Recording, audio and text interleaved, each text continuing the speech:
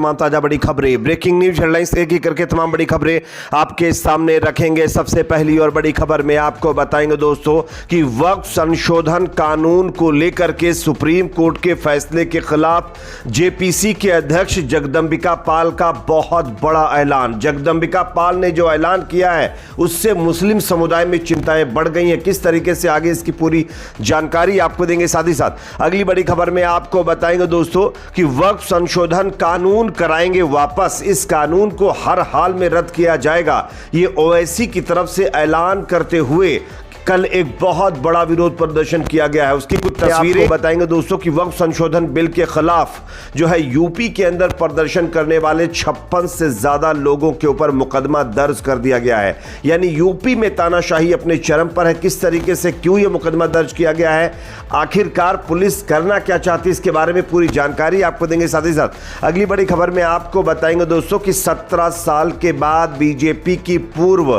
सांसद प्रज्ञा सिंह ठाकुर को कोर्ट दे सकता है सजा। मालेगांव विस्फोट मामले में अदालत ने फैसला सुरक्षित रखा, इसको लेकर के भी एक अपडेट आ रही है, इसकी भी जानकारी आपको देंगे। साथ ही साथ अगली बड़ी खबर आ रही है दोस्तों कि वक्फ संशोधन कानून पर सुप्रीम कोर्ट के फैसले के खिलाफ बीजेपी के एक और सांसद का विवादित बयान। उन्होंने चीफ जस्टिस ऑफ इंडिया के ऊपर विवादित बयान दिया है, जिसके बाद बीजेपी से जब सवाल किया गया कि आपके सांसद ने यह बयान दिया है तो बीजेपी का जो जवाब सामने आया है वो हैरान करने वाला। आगे इसकी भी चर्चा करेंगे। साथ ही दोस्तों अजमेर शरीफ दरगाह को लेकर के एक और नया विवाद खड़ा कर दिया गया है, क्या है इस पर भी चर्चा करेंगे। साथ ही साथ यूपी के कानपुर से बड़ी खबर आ रही है, जहां पर चकेरी एयरपोर्ट को बम से उड़ाने की धमकी देने वाले व्यक्ति को गिरफ्तार कर लिया गया है। इसका जो नाम सामने आया है वो सुनकर आप परेशान हो जाएंगे, इसका नाम भी आगे हम आपको बताएंगे। उससे पहले एक छोटी सी रिक्वेस्ट, अगर ये वीडियो आपको पसंद है तो लाइक जरूर करिए, चैनल पर नए तो सब्सक्राइब करने के बाद बेल आइकन को प्रेस करना ना भूले। बात करेंगे पहली और बड़ी खबर की। लखनऊ से बस्ती अपने गृह जनपद पहुंचे ज्वाइंट पार्लियामेंट्री कमेटी के अध्यक्ष और भाजपा से डुमरियागंज के सांसद जगदंबिका पाल ने सुप्रीम कोर्ट के फैसले पर पलटवार किया है। ये बीजेपी के नेता भी हैं और जेपीसी जो बनाई गई थी ना वक्फ संशोधन कानून को लेकर, उसके अध्यक्ष भी हैं।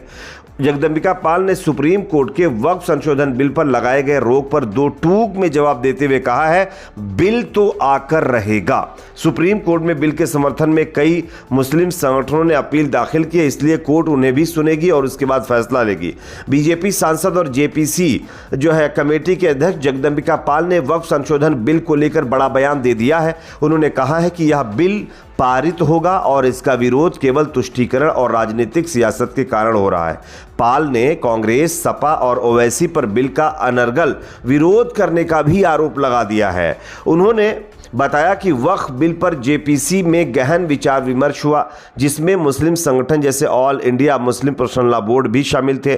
बिल का उद्देश्य वक्फ संपत्तियों की सुरक्षा सुनिश्चित करना है ताकि गरीब, पसमानदा मुसलमान, अनाथ और विधवाओं को लाभ मिल सके। सुप्रीम कोर्ट के फैसले पर बीजेपी सांसद ने कहा कि वक्फ बोर्ड एक धार्मिक संस्था नहीं है बल्कि कानूनी संस्था है, इसलिए इसमें गैर मुस्लिमों का होना गलत नहीं है। यानी कि सरकार इसमें गैर मुस्लिमों को शामिल करेगी, स्पष्ट हो रहा है। जबकि गृह मंत्री अमित शाह ने भरी संसद में सबके सामने, पूरे देश के सामने झूठ बोला कि इस जो है संस्था में मतलब हिंदुओं को नहीं मतलब जो है लाया जाएगा। लेकिन आप देख लीजिए कि जेपीसी के अध्यक्ष क्या कह रहे हैं। उनका कहना है कि इसमें गैर मुस्लिमों का होना गलत नहीं है। सुप्रीम कोर्ट ने पहले के फैसलों में इसे कानूनी निकाय माना है। जगदंबिका पाल सच्चर कमेटी की याद दिलाते हुए कह रहे हैं कि इस रिपोर्ट में कहा गया था कि इस पसमानदा मुसलमानों का हाल दलितों से भी बदतर है, इसलिए उनको लाने के लिए तमाम चीजें की जा रही है। अब सवाल यह खड़ा होता है कि जब पसमानदा मुसलमानों के बीजेपी नेता इतने हिमायती हैं तो आखिरकार पसमानदा मुसलमानों को ही क्यों नहीं जगह दे देते, इसमें गैर मुसलमानों को लाने की क्या जरूरत है, यही तो सवाल सुप्रीम कोर्ट ने पूछा है।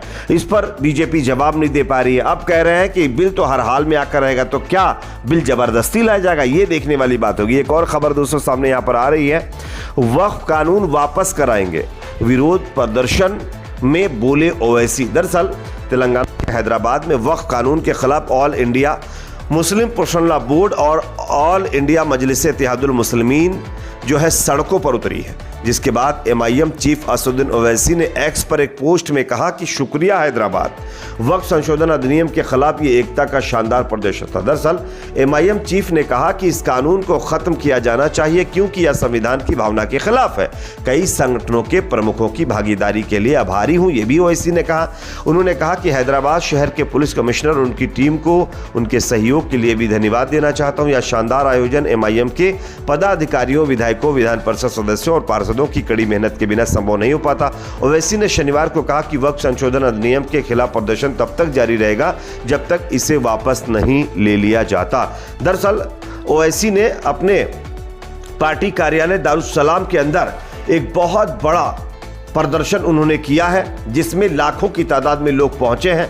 उसकी कुछ तस्वीरें मैं आपको दिखा रहा हूं, आप देख सकते हैं। और यहीं पर ओवैसी ने कहा है कि इस कानून को हर हाल में हम रद्द करवा कर रहेंगे।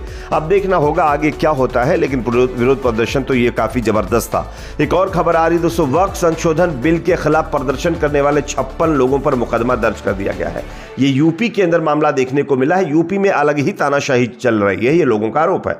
बागपत जनपद में प्रशासन की बिना अनुमति जुलूस निकालने वालों पर मुकदमा दर्ज किया गया है।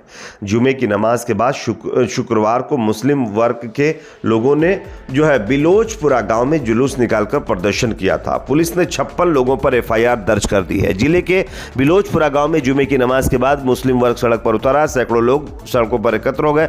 गांव में जुलूस निकालते हुए नारेबाजी और प्रदर्शन किया। यह जुलूस प्रदर्शन वक्फ संशोधन कानून के विरोध में किया गया है। मामला पुलिस तक पहुंच गया। सिंघवली और अहीर थाना पुलिस ने जुलूस की वीडियो फुटेज जुटाई, जिसमें 21 लोगों की पहचान हुई।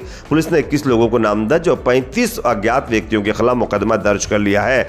इसमें पुलिस ने न्याय संहिता की धारा 189, 292 के तहत मुकदमा दर्ज किया है। अब सवाल सबसे बड़ा यह खड़ा होता है कि इस देश में किसी मामले को लेकर के सरकार की नीतियों के खिलाफ अगर कोई प्रोटेस्ट करता है तो क्या सरकार से छोटे छोटे प्रोटेस्टर्स के लिए भी मतलब जो परमिशन लेनी होगी? अगर मान लिया नहीं भी ली होगी तो क्या सरकार को इस तरीके से मुकदमा करना यह सही है? उन हुड़दंगियों के खिलाफ मुकदमे नहीं होते हैं जो आज मस्जिदों के सामने जाकर के डीजे और वाहियात गाने बजाते हैं, लेकिन आप देख सकते हैं कि सरकार के कानून के खिलाफ प्रोटेस्ट कर रहे हैं युवा, तो उनके खिलाफ मुकदमा हो रहा है।